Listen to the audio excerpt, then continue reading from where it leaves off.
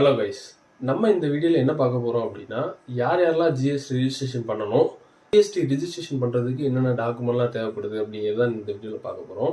So GST registration பண்ணுறதுக்கு first நீங்கள் service ப்ரொவைடராக இருந்தீங்கன்னா 20 lakh மேலே உங்களோட டேர்ன் ஓவர் இருந்தது அப்படின்னா நீங்கள் கம்பல்சரி ஜிஎஸ்டி ரிஜிஸ்ட்ரேஷன் பண்ணணும். அதே 40 lakhs மேலே கூட்ஸ் சேல்ஸ் பண்ணுறவங்களா இருந்தீங்க அப்படின்னா ஜிஎஸ்டி ரிஜிஸ்ட்ரேஷன் பண்ணி ஆகணும்.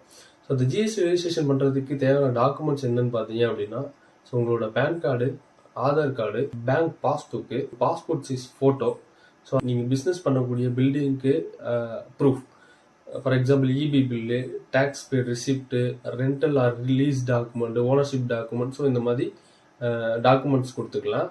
ஸோ இந்த டாக்குமெண்ட்ஸ் எல்லாமே கரெக்டாக ப்ராப்பராக இருந்துச்சு அப்படின்னா நம்ம ஜிஎஸ்டி ரிஜிஸ்ட்ரேஷன் பண்ணிக்கலாம்.